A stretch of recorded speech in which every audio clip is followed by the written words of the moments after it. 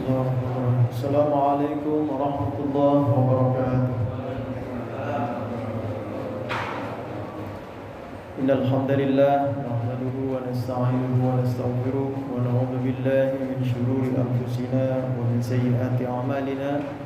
May yahdihillahu fala mudilla lahu wa may yudlil fala hadiya lahu. Asyhadu an la ilaha illallah wahdahu la syarika lahu wa asyhadu anna Muhammadan 'abduhu wa rasuluhu. Rabbi shrah li sadri wa yassir li amri wahlul 'uqdatam min lisani yafqahu qawli. Bapak Ibu hadirin hadirat jamaah salat maghrib yang dirahmati Allah Subhanahu wa taala. Pertama mari kita memuji bersyukur kepada Allah Subhanahu wa taala atas karunia yang Allah berikan kepada kita. Nikmat iman, nikmat mensyukuri nikmat Allah Subhanahu wa taala atas apa yang Allah berikan kepada kita. Kemudahan dalam menuntut ilmu, kemudahan beriktikaf di masjid, kemudahan dalam segala hal yang patut kita syukuri atas semuanya. Karena ini merupakan anugerah yang terbesar dari Allah Subhanahu wa taala. Seorang ulama mengatakan ketika seorang itu dimudahkan, dikritikkan hatinya, mampir di majelis-majelis taklim, di majelis-majelis di mana ilmu dibahas, di mana di sana disebutkan Allah Subhanahu wa taala, maka itu adalah karunia yang terbesar bagi seorang hamba. Idza aradallahu khairan yufaqihu fid din. Jika Allah menginginkan seorang hamba itu kebaikan untuk dirinya, maka dimudahkan jalan-jalan untuknya dalam mencapai sebuah kebaikan.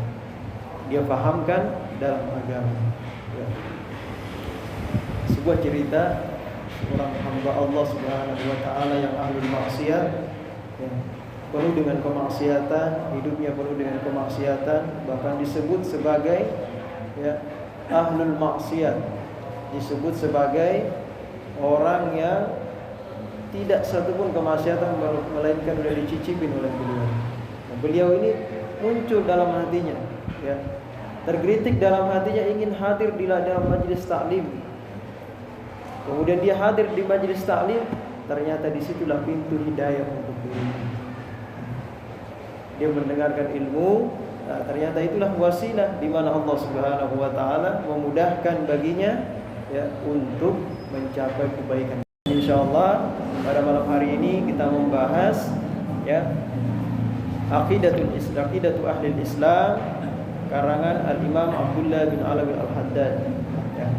Kitab akidah yang dikarang oleh Imam Al-Qutubul Irsyad Al-Habib Abdullah bin Alawi Al-Haddad, yang sering kita baca wiridnya Ratibul Haddad. Beliau ini mengarang sebuah kitab akidah, walaupun padahal beliau ini banyak sekali karangan-karangan beliau, karangan-karangan ini banyak sekali. Bahkan kitab-kitab karangan beliau ini disebutkan oleh para ulama, ilzamu alaikum kutuba Al-Habib Abdullah bin Alawi Al-Haddad. Hendaklah kalian selalu sering membaca kitab-kitabnya Al-Habib Abdullah bin Alawi Al-Haddad. Kenapa? Karena kitab-kitab beliau ini merupakan kitab-kitab yang dikarang dengan penuh keikhlasan hati karena Allah Subhanahu wa taala. Tidak ada tujuan duniawi. Sebentar kita akan baca biografi beliau seperti apa. Nah, kitab ini minggu lalu sudah kita awali dengan muqaddimah, kemudian kita sebelum masuk pembahasan aqidatul Islam, kita terlebih dahulu dikenalkan oleh pensyarah kitab ini. Jadi ada namanya kitab syarah, ada namanya kitab matan. Matan itu kitab pokok. Kalau syarah penjelasannya sama tafsir. Al-Quran itu bisa disebut sebagai matan. Tafsir itu disebut sebagai syarah, penjelasan dari Al-Quran. Karena kalau kita masuk ke dalam Al-Qurannya secara langsung, kita bisa mengerti, tapi tidak bisa seluas orang-orang yang memiliki ilmu. Tapi kalau kita masuk ke dalam syarah-syarahnya, tafsir-tafsirnya, maka kita akan mendapatkan banyak sekali manfaat dari ilmu-ilmu yang dijelaskan oleh para ulama. Nah, ini beliau mensyarahkan kitab Al-Habib Abdullah bin Alawi Al-Haddad, namanya Aqidatu Ahli Islam. Nah, yang mensyarahkan ini pun murid-murid, termasuk alumni-alumni di Tarim Hadramaut. Mereka berusaha menjelaskan kitab yang sangat tipis sekali. Jadi intisari dari kitab akidah ini sangat tipis sekali, disyarahkan oleh beliau. Beliau namanya Al-Habib Abdullah bin Salim bin Sa'id Bahuraisah. Beliau ini yang mensyarahkan kitab namanya Nailul Maram, syarah dari kitab Aqidatu Ahli Islam karangan Al-Habib Abdullah bin Alawi Al-Haddad. Nah, di dalam kitab ini muqaddimah beliau menyebutkan terlebih dulu akidah biografi dari pengarang kitab Aqidatu Ahli Islam, yaitu Al-Imam Al-Habib Abdullah bin Alawi Al-Haddad. Disebutkan biografi beliau. Kenapa? Karena kalau kita belajar akidah, ya, kita nggak tahu siapa pengarangnya, dari siapa ini. Jangan sampai kita ini, akidah kan masalah keyakinan dalam diri kita. Kalau kita belajar dengan seseorang tentang ilmu akidah, kita meyakini akidah tersebut, padahal kita nggak tahu siapa orangnya, bisa jadi orang tersebut orang yang tersesat. Ya. Kalau orang tersesat menyampaikan kepada kita sebuah akidah, akhirnya kita pun punya keyakinan yang sesat. Nah, jadi paling tidak yang kita tahu biografi beliau ini sangat masyhur sekali, yang hidup pada kurang lebih 300 tahun yang lalu. Baik, beliau menyebutkan qala al-muallif rahimahullahu taala wa adama an-naf'a bi ulumihi wa ulumi masyayikhina fid darain amin, Al-Imam Al-Haddad, disebut dengan Al-Imam Al-Haddad, ya. Al-Habib Abdullah bin Alawi Al-Haddad. Beliau ini nama beliau huwal Imam Al-Allama Ad-Da'i ila Allah biqaulihi wa fi'lihi Qutbul Irsyad Al-Habib Abdullah bin Alawi bin Muhammad bin Ahmad bin Abdullah bin Muhammad Al-Haddad bin Alawi bin Ahmad bin Abi Bakar ibn Ahmad ibn Muhammad ibn Abdullah, terus sanad beliau sampai kepada Al-Habib Abdullah, ya, ibn Muhajir ilallah Ahmad bin Isa. Nah, ini sering kita dengar, ya, ratiban di sini, Ratibul Attas gitu, ya, atau Ratibul Haddad, sering disebut Al-Muhajir ilallah Ahmad bin Isa. Al-Muhajir ilallah Ahmad bin Isa ini beliaulah yang pertama kali hijrah, ya, dari hijrah ke negeri Yaman. Dari sinilah beliau mengeluarkan berbagai macam para aulia, keturunan-keturunan yang soleh, sehingga beliau ini disebut datuknya para habaib. Nah, datuknya para habaib siapa beliau? Yaitu Al-Muhajir ilallah Ahmad bin Isa. Dari sinilah nanti sanad itu bersambung-sambung terus. Nah, beliau ini Al-Habib Abdullah bin Alawi Al-Haddad disebut dengan Ad-Da'i ilallah. Ya, beliau memang banyak sekali memberikan kajian-kajian ilmiah kepada para pelajar talibul ilmi di zaman beliau. Bahkan beliau disebut dengan Qutbul Irsyad, wali kutub. Bahasa kitanya yang dikenal itu wali kutub. Jadi waliullah itu ada namanya wali afdal, ada namanya wali kutub. Ya. Wali kutub ini macam-macam. Ada Qutbul Irsyad, Qutbul Ghaus, Qutbul Aqtab, macam-macam. Derajat-derajat kewalian yang sengaja disebutkan oleh beberapa ulama dalam beberapa kitabnya, ketika menjelaskan derajat maqamat kedudukan para wali, ya. Nah, beliau ini disebut dengan Qutbul Irsyad. Kutub itu poros, Al-Irsyad itu petunjuk, porosnya petunjuk, digelari sama beliau. Karena beliau ini di zaman beliau termasuk ulama rujukan pada zamannya. Termasuk rujukan para ulama di zaman itu. Beliau ini mempunyai banyak sekali karamah, kemuliaan yang diberikan Allah kepada beliau. Nah, datuknya beliau ini ya termasuk Al-Muhajir ilallah Ahmad bin Isa. Terus Muhammad ibn Ali Al-Uraidi bin Ja'far As-Sadiq ibn Muhammad Al-Baqir ibn Ali Zain Al-Abidin ibn Al-Husain ibn Ali ibn Abi Talib wa ibn Sayyidah Al-Batul Fatimah Az-Zahra binti Rasulullah sallallahu alaihi wasallam Muhammad ibn. Jadi sanadnya beliau. Jadi beliau disebut dengan Al-Husaini. Ya, Al-Husaini itu berarti keturunannya Husain. Kan ada keturunan Sayyidina Hasan, ada keturunan Al-Husain. Banyak guru-guru kita, ya, di Indonesia ini para habaib keturunan dari Sayyidina Al-Husain. Sayyidina Husain, termasuk juga guru-guru dari para guru-guru kita, ya, itu Al-Habib Muhammad bin Alwi Al-Maliki. Nah, beliau itu termasuk juga Al-Husaini, ya, Husain dari keturunannya Sayyidina Husain. Nah, itu nasab beliau, jadi bersambung beliau. Mauliduhu wa nasya'atuhu, tempat lahir beliau dan kehidupan beliau. Wulidal Imam Abdullah bin radhiyallahu taala anhu bis Subair. Beliau ini dilahirkan di negeri Subair. Negeri Subair min dawahi Madinati Tarim, termasuk beberapa daerah-daerah di negeri Tarim. Negeri Tarim, Hadramaut. Beliau ini dilahirkan di malam Kamis, Lailatul Khamis, am 1444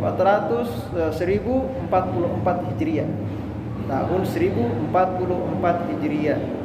Walamma balagha minal umri nahwal 4 sanawat usiba bimaradil juda. Beliau ketika sampai pada umur 4 tahun, beliau tertimpa musibah namanya penyakit cacar. Saya dapat info dari teman itu di Yaman itu. Cacarnya itu disebut cacar api. Ya tahu cacarnya gede-gede. Gede-gede cacarnya. Bisa menyebabkan karena mau parah ya. Kalau kita cacar Indonesia ini cacar air ya. Kalau ini cacar api merah, gede. Ya barangkali beliau ini tertimpa cacar yang seperti itu sehingga menyebabkan fa'adda dzalika ila fuqdanil basar. Sampai beliau ini tidak dapat melihat. Ya, sampai mata beliau ini tidak dapat melihat disebabkan penyakit cacar ini yang menyeluruh ke seluruh tubuh beliau. Umur berapa tahun? 4 tahun. Nah, adik-adik ini umur berapa tahun? 10 tahun ke atas ya. Beliau ini Al-Imam Abdullah bin Alwi Al-Haddad, umur 4 tahun kena penyakit namanya cacar sampai enggak bisa melihat ya. Fa'awwadhahu Allah taala binuril basira. Kemudian Allah menggantikan penglihatan beliau ini dengan nuril basira, dengan cahaya hati, penglihatan mata batin. Itu digantikan oleh Allah Subhanahu wa taala. Walaupun tidak bisa melihat, tetapi beliau dapat melihat dengan mata hatinya. Banyak orang bisa melihat dengan mata tapi buta mata hatinya. Nah, ini beliau mata hati beliau bercahaya bersinar ya walaupun matanya buta. Ini digantikan oleh Allah. Wajadal Imam Al-Haddad wajtahada fi talabil ulumin nafi. Beliau di masa kecilnya sudah bersungguh-sungguh menuntut ilmu padahal orang buta. Ya. Orangnya buta tapi rajin menuntut ilmu. Nah, ini ada ini enggak buta, harusnya lebih rajin nuntut ilmu. Orang buta aja rajin nuntut ilmu, rajin belajar. Ya. Nah, beliau ini buta, rajin nuntut ilmu, dituntun sama temannya, ya. Nah, ini beliau. Fahafidhal Qur'an wa kana yakhruju min darsil Qur'an fayadhhabu ma'a ahadi asdiqaihi waqta duha wa yadkhulan ba'da masajid tarim wa yusalliyani mi'atan aw mi'atai rak'atin wa hakadha kulla yawm wa ma dzalika illa syukran lillahi ta'ala ala ni'am. Nah, beliau ini di usia kecil sudah hafal Quran. Ya. Di usia kecil belum 10 tahun beliau sudah hafal Quran. Ini Habib Abdullah bin Adam. Padahal buta orangnya. Dibacain, ditalqinin sampai beliau hafal. Ya. Nah, beliau ini kegiatannya apa setiap hari? Beliau sering keluar untuk apa? Untuk daras Quran. Ngaji Quran di mana? Di masjid-masjid yang ada di Tarim. Jadi diriwayatkan itu di Tarim, di negeri Tarim ada sekitar 360 masjid.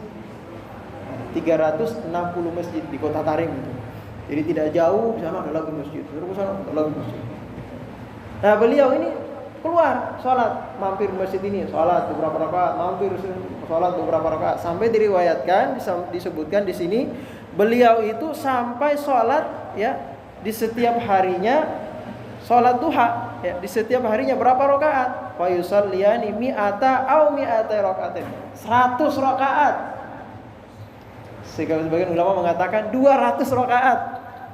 Ya, adik-adik paling 4 rakaat udah pegel aja kakinya udah. Ya. 200 rakaat beliau. Bisa sholat tarawih 20 rakaat pada kabur. Ya. Beliau 100 rakaat. Bahkan ada riwayat beliau setiap sholat itu menghatamkan Quran. Ini beliau. keutamaan. Pantasan beliau ini mendapatkan karunia karomah yang luar biasa dari Allah Subhanahu wa taala. Kegiatannya seperti itu.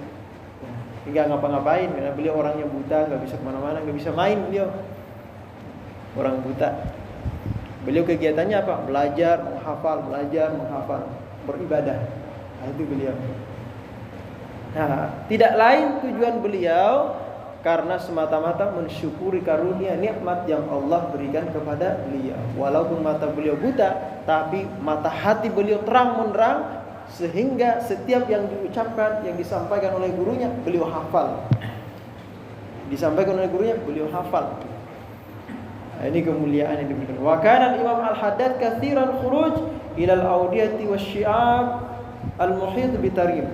Wa yaqulu awaddu an farida lillahi li ajli ladzatil insi bihi.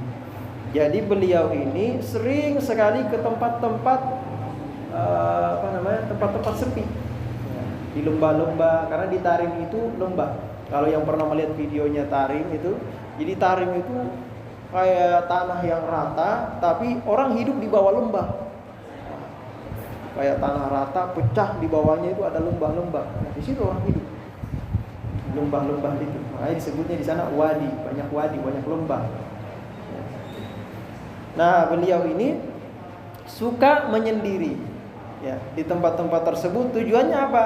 Beliau menyendiri berzikir sampai beliau mengatakan awaddu an anfaridalillah. Saya senang ya menyendiri bermunajat kepada Allah Subhanahu wa taala li ajli ladzatil insi bihi, karena saking lezatnya beliau merasakan lezatnya bermunajat kepada Allah.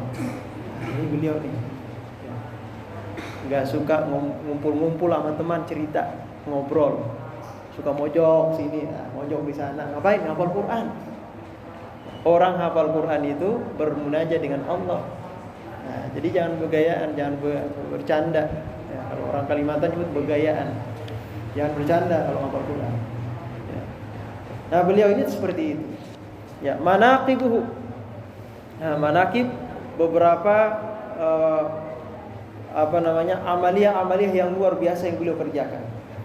Kana Imam Al-Haddad rahimahullahu taala la yada ahadan min duyufihi wa zuwarihi illa wa anasau. Nah, ini kelebihan beliau nih.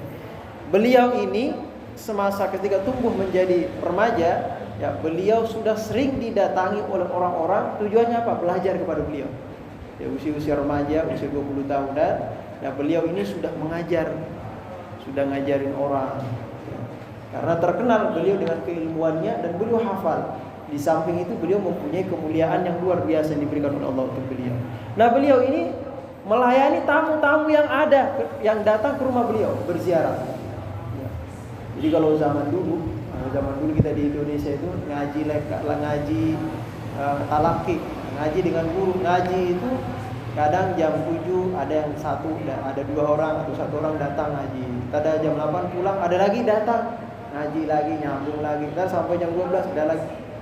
Bergantian orang datang ke tempat beliau ngaji, mendengarkan nasihat. Nah, itu di zaman beliau nih ya.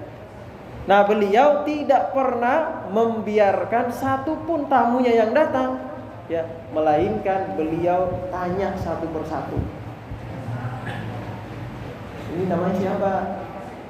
Ada hajat apa? Namanya siapa? Ada hajat apa? Ditanyain satu-satu. Dicandain, kalau orang lagi sedih dicandain oleh beliau. Padahal beliau nggak bisa melihat. Nah, ini kelihatan beliau nih. Punya mata hati yang terang, yang bisa mengetahui satu persatu tamunya ini hajatnya apa. Nah, ini keutamaan beliau. Fanadahu bi ismihi wa sa'alahu an ahwalihi wa tabsutu ma'ahu. Beliau memanggilnya satu persatu dengan namanya. Ya. Kemudian ditanya keadaannya gimana, kabarnya. Bagaimana hari ini? Adakah hajat atau apa? Kalau wa kana kullu man hadara majlisahu yansa ad-dunya wa ma fiha. Ini yang paling dahsyat. Orang-orang yang hadir di majelis taklimnya beliau, kalau lagi pengajian nih, beliau nih. Maka orang yang hadir tersebut yansa dunya, lupa dunia. Lupa dunia. Bahkan orang yang datang itu rubbama zahalal ja'i an ju'ihi. Seringkali orang datang lapar, duduk di majelis beliau lupa kalau dia lapar. Jadi kalau lapar banget nih, ulang aja dah, ulang ngaji, lapar. Ini datang majelis beliau lupa kalau dia lapar. Gak terasa lapar gitu. Wal muta'allim an alamihi. Bahkan orang yang sedang sakit kalau hadir majelis beliau gak terasa sakitnya. Lupa penyakit beliau. Lezatnya itu mendengarkan nasihat beliau tuh. Saking lezatnya. Ya. Wal mahmum an hammihi. Orang yang lagi sedih, lagi galau, hadir majelis beliau, lupa, gak jadi galau. Ingatnya kepada Allah semuanya. Jadi majelis beliau ini, wala yawaddu ahadum minhum ayyan qadil masjid abada. Bahkan setiap orang yang hadir tidak ingin majelis itu selesai. Ingin terus saja. Cuma kasihan Habibnya doang nih. Habib Abdullah bin Al-Haddad, kasihan beliau enggak istirahat. Ya. Pengennya yang hadir ini pengennya terus saja dengerin, saking lazatnya. Saking lazatnya majelis beliau.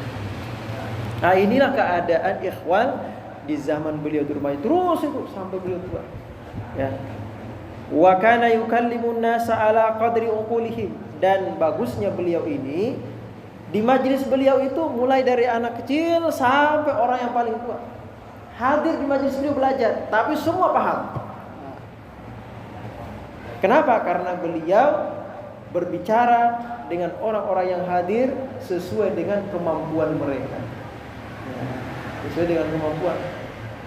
Kadang kita kalau belajar sama profesor, doktor, bahasanya tidak paham kita, nggak paham kita. Ada sen-sennya itu di belakangnya, istilah-istilah modern. Kita kagak ngerti sama kita. Ya. Nah beliau ini mulai yang paling kecil yang hadir majelis beliau sampai yang tua paham semua apa yang diucapkan oleh Al Habib Abdullah bin Al-Haddad. Itu beliau, karomahnya beliau. Ya. Wa idza ja'ahu man ra'ahu an-nas wa dhay'an anasahu wa akhadha bi hadirihi wa khususan in kana ma'ahu al-fuqara wa kana yas'alu kullam minhum an hajatihi wa yas'a fi qada'ihi. Dan beliau ini ya, setiap yang hadir itu benar-benar diperhatikan oleh beliau ya. Bahkan yang paling diutamakan beliau yang hadir ini orang-orang miskin. Biasanya kalau ada perkumpulan yang diperhatikan siapa? Orang-orang berpangkat, pejabat-pejabat. Pejabat duduk depan. Beliau beda. Ya. Kalau beliau orang-orang miskin perhatiin, orang miskin di sini siapa? Dipanggil beliau, ditanyain, kamu butuh apa? Saya butuh ini, dikasih oleh beliau. Ya. Dipenuhi hajat-hajatnya, ini beliau. Ya, Al Habib Abdullah bin Al-Haddad. Wa kana ma'a dzalika la tushghiluhu majlisul khalqi an hudurihi ma'al haqq. Ya. Yang paling utama lagi, beliau ini walaupun sibuk seperti itu, udah nggak bisa melihat, sibuk ngurusin tamu-tamunya yang datang, melayani mereka semampunya, beliau tidak pernah lupa berzikir. Sambil melayani tamu, lisan beliau tetap berzikir, hati beliau tetap berzikir. Kita pernah diceritain sama murid dari Al Habib Muhammad bin Ali Al-Maliki, ya. Sayyid Muhammad, disebutnya Sayyid Muhammad. Ya, beliau ini pernah diperdengarkan itu ta'al sini, dipanggil murid beliau, panggil sini, coba dengerin. Disuruh dengerin tubuhnya. Ya. Yang didengar apa? Zikir. Ya. Orang kalau sudah lazzatul zikir, sudah lezat berzikir kepada Allah, dan dia sudah sampai pada tahap cinta kepada Allah Subhanahu wa taala benar-benar, dan sudah melazimi zikir, tidak pernah putus-putus sampai zikir itu menyatu dengan dirinya. Walaupun dia bekerja, ya, hatinya tetap berzikir. Allah. Ada juga diajari sama guru-guru kita dulu, ya, setiap bernapas menyebut Allah. Jadi hisab Allah, kita bernapas gitu. Napas, tarik napas, lepas napas, satu Allah. Nyebut Allah gitu. Itu orang-orang yang sudah berzikir. Nah, kalau mau berzikir ini sama datang ke Ustaz Rusdi, zikir. Ya. Ikut tarekat. Bagus juga, bagus. Ya. Tapi yang lebih utama ya isi syariatnya dulu baru tarekatnya. Tarekat itu memperdalam zikir. Suatu jalan menuju Allah Subhanahu wa taala dengan tarekat zikir tertentu. Nah, baik. Terus dikatakan fakana yaqulu. Beliau ini sampai berkata seperti ini. Ma jalasa ahadun indi minal khalqi fashaghalani an dzikrillahi azza wa jalla. Tidak ada seorang pun yang hadir di majelisku kemudian dia menyibukkan aku berzikir kepada Allah. Maksudnya apa? Tidak ada yang mengganggu aku berzikir kepada Allah. Saya tetap ingat berzikir kepada Allah walaupun sibuk melayani tamu. Beliau ya. Wa hakadza kana radhiyallahu taala anhu qudwatan linnas, dan seperti itulah beliau menjadi panutan bagi orang-orang di zaman beliau bahkan sampai sekarang ya. Sampai sekarang beliau termasuk panutan. Kitab-kitab beliau sangat banyak sekali, karangan-karangan beliau. Nah, ada karangan beliau namanya An-Nasaihud Diniyah. An-Nasaihud Diniyah ini disebut sebagai kitab Ihya Ulumuddin Junior. Ada kita belajar kitab Ihya Ulumuddin tebal 4 jilid, ada yang 5 jilid. Tebal.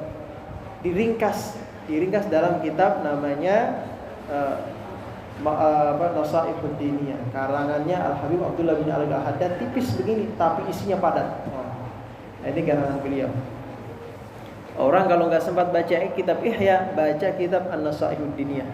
Karangannya Al-Habib Abdullah bin Ali Al-Haddad. Nah, beliau sebagai qudwah panutan orang-orang di zaman itu, baik itu perkataan beliau, perbuatan beliau, wa namuzajan li akhlaqin nabawi, bahkan sebagai contoh perwujudan akhlaknya Rasulullah sallallahu alaihi wasallam. Beliau ya. Wasajaya al-Muhammadiyah, dan juga tabiat-tabiat, kebiasaan-kebiasaan beliau ya, sama dengan merupakan contoh gambaran dari kebiasaan-kebiasaan Rasulullah sallallahu alaihi wasallam. Kana qawiyul himmah wal azmi fid din. Beliau ini mempunyai qawiyul himmah, tekad yang kuat, semangat yang kuat dan tekad yang kuat. Dalam apa? Dalam urusan agama. Dan adik-adik semuanya ini harusnya punya tekad yang kuat. Ada peribahasa seperti ini. Bihimmatil aliyah tuhdhibul jibal. Dengan semangat yang kuat, yang kokoh, akan menghancurkan gunung yang ada di depan kita. Ya. Sanggup menghancurkan gunung yang ada di depan kita. Kita ngelihat gunung depan kita ini, tapi dengan semangat yang kuat, gunung ini bisa hancur. Kalah sama semangat yang kuat. Itu moto kita dulu tuh. Moto kalau lagi nuntut ilmu nih, bihimmatil aliyah tuhdzibul jibal. Dengan semangat yang kuat bisa meruntuhkan gunung yang tinggi. Tuh. Semangatnya beliau nih, Habib Abdullah bin Alwan dalam agama, tapi ya, jangan semangatnya makan doang. Urusan makan, semangat turun lari. Giliran ngaji ngantuk semua. Nah, ini lari lagi tuh. Ya. Giliran panggil makan pada gerubuk semua lomba. Giliran dipanggil ngaji males-malesan. Beda itu, semangatnya lain berarti. Ya. Nah, beliau ini sangat semangat dalam urusan agama, itu beliau. Nah, kemudian ya'khudhu fi jami'ul umuri an alihi min alihi lam yasma bi makramatin aw fadilatin illa sammara fil amali bihi. Jadi beliau ini ya mengamalkan semua amaliyah yang dianjurkan di dalam agama.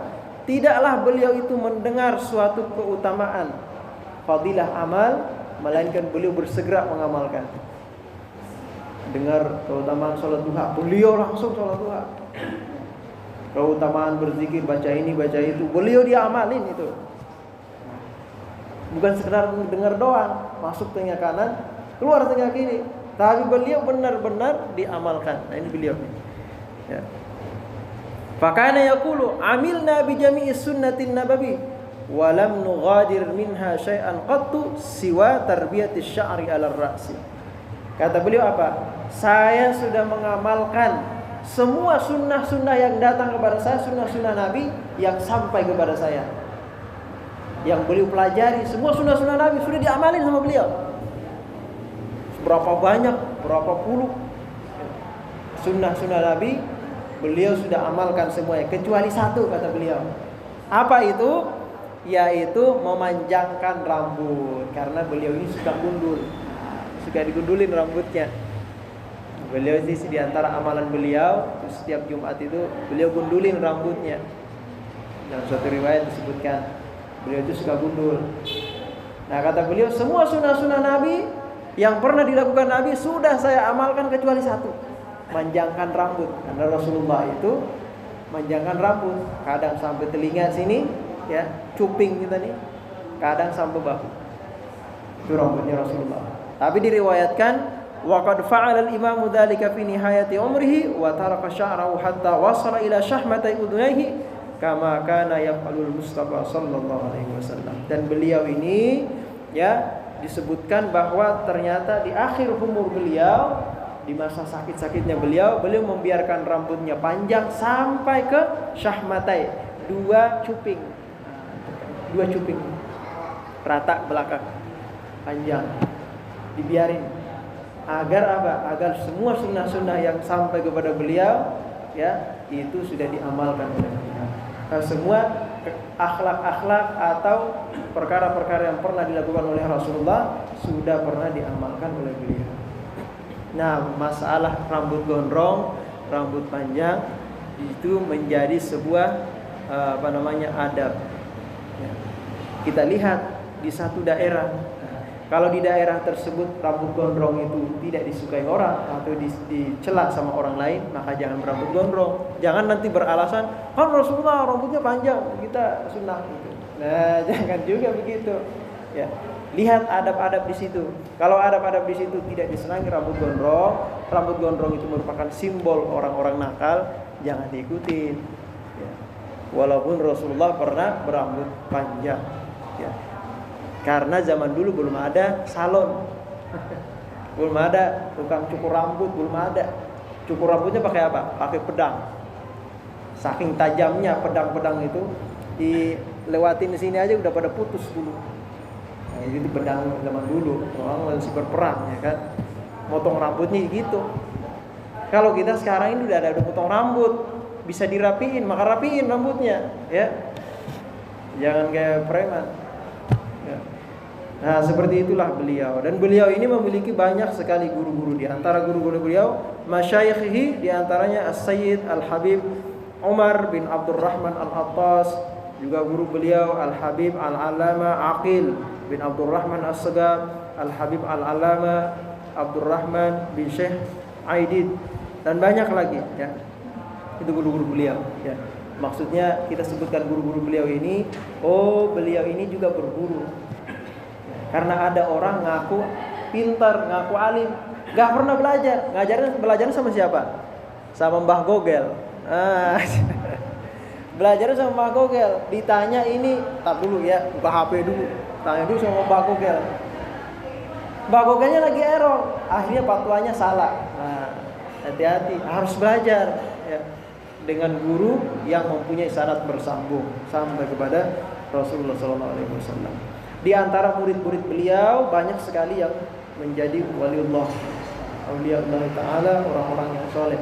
Di antaranya ada Al-Habib Hasan bin Abdullah Al-Haddad, ada lagi Al-Habib Ahmad bin Zain Al-Habsyi. Yani Habib Ahmad bin Zain Al-Habsyi ini disebut sebagai disebut sebagai Syafi'i Shaghir.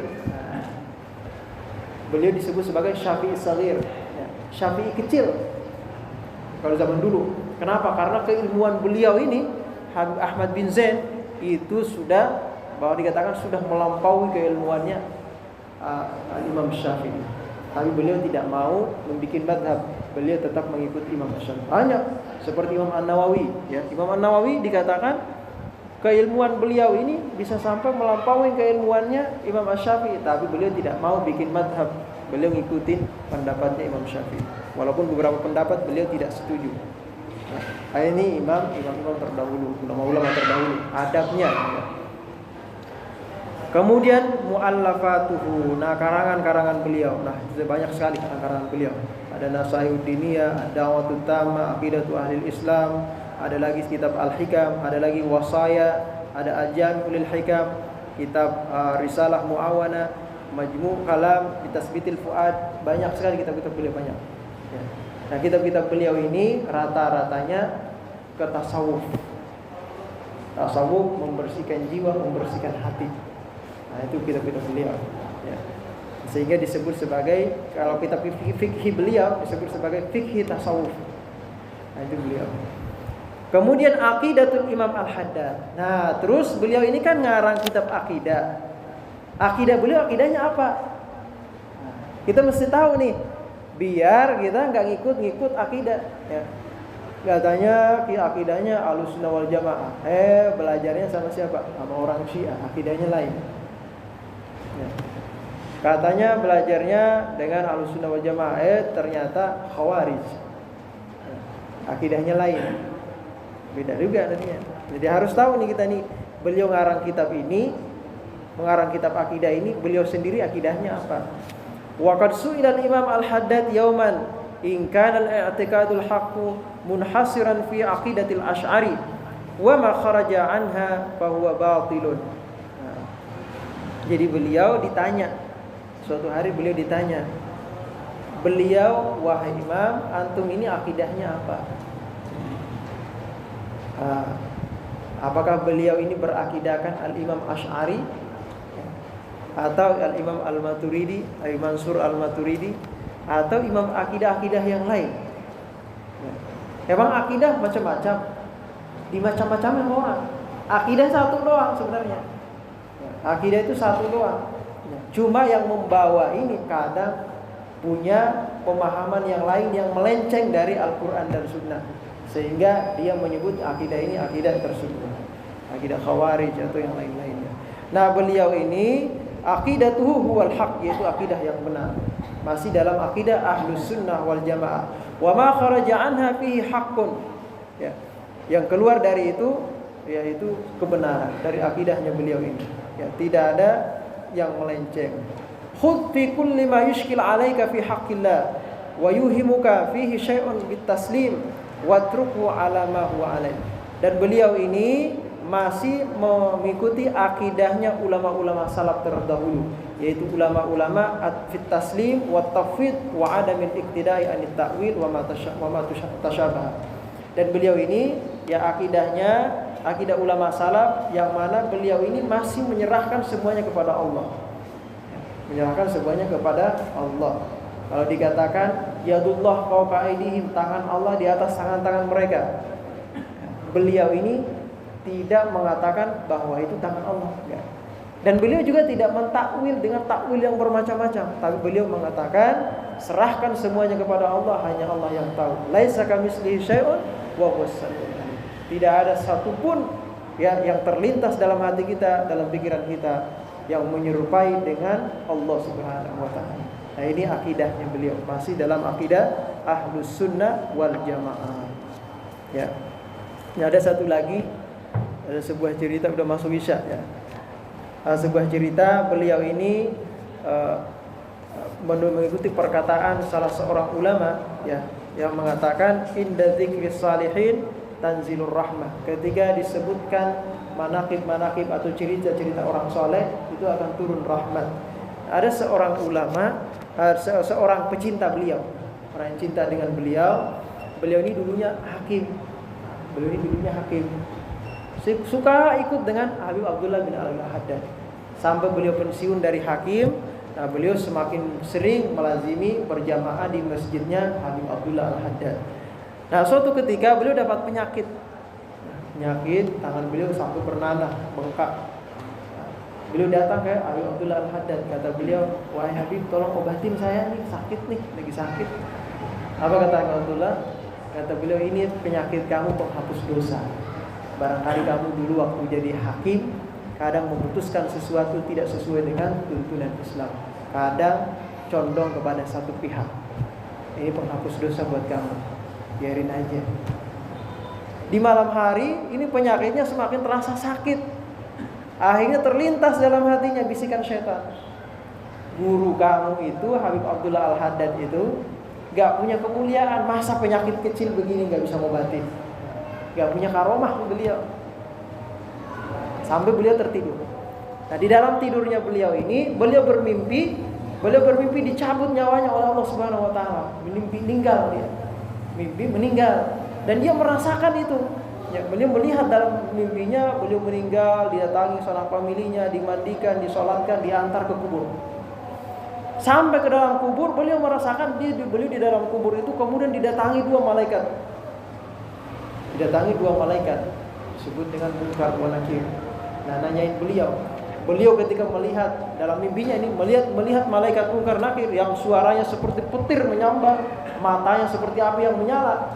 Kata beliau dalam hati, ini mah kalau melihat orang begini nih, malaikat begini nih, ditanya aja kita gak bisa jawab. Ngelihat orangnya juga udah kaku kita. Orang begini nih. Nah, beliau ini sampai ditanya gak bisa jawab. Ditanya malaikat Munkar Nakir gak bisa jawab.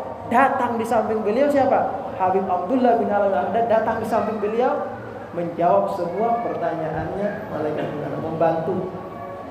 Kemudian beliau terbangun, kaget, bangun dari mimpinya. Kaget beliau, disimpan cerita tersebut. Cerita ini disimpan, gak diceritain ke siapa-siapa, bahkan kepada Habib Abdullah bin Al-Haddad. Kemudian beliau bangun, sholat subuh bersama Habib Abdullah bin Al-Haddad. Ketemu dengan beliau, itu adab di tarim, ya adat-adat di tarim. Habis sholat itu salaman. Nah, kayak kita nih, sallallahu alaihi Muhammad, salaman tuh, putar salaman. Beliau salaman ini tadi. Pas sampai si hakim tadi ini bersalaman sama Habib Abdullah bin Al-Haddad, kata Habib Abdullah berkata, yang kamu mimpikan tadi malam benar. Yang kamu mimpikan tadi malam itu benar. Maksudnya apa? Saya akan datang menolong kamu ketika kamu ditanya dalam hati. Ini maksudnya apa? Maksudnya kalau kita ingin mendapatkan pertolongan dari orang-orang yang soleh seperti beliau, ya Habib Abdullah Al-Haddad, maka hendaklah kita cinta dengan orang-orang yang soleh. Kata Imam Syafi'i apa? Uhibbus salihin walastu minhum. Saya cinta orang-orang soleh, tapi padahal saya bukan orang soleh. Ingat Imam Syafi'i ini. Kenapa kata beliau? La'alli an anala bihim syafa'ah. Saya berharap mudah-mudahan beliau orang-orang soleh ini bisa memberikan pertolongan untuk saya nanti di akhirat dalam kubur. Nah, ini pegangan kita. Beliau tadi si hakim bertanya kepada Habib Abdullah Al-Haddad, wahai imam, apakah ini khusus untuk saya? Kata Habib Abdullah Al-Haddad, hadza laka wa liman ahabbani. Ini untukmu dan untuk orang-orang yang cinta kepadaku. Maksudnya cinta orang-orang soleh. Adik-adik semua ini harusnya yang jadi favoritnya itu, yang jadi idolanya itu orang-orang soleh, jangan artis ya. Nah, sampai di sini saja, mudah-mudahan ini menjadi motivasi buat kita ya. Ketika kita membaca sirah-sirah orang-orang soleh itu akan termotivasi buat kita untuk juga mengikuti jejak-jejak beliau. Mudah-mudahan ini bermanfaat. Kita tutup dengan baca suratul Fatihah. Mudah-mudahan kita semuanya dihindarkan dari segala macam bahaya, segala macam penyakit yang sedang mewabah di negeri kita.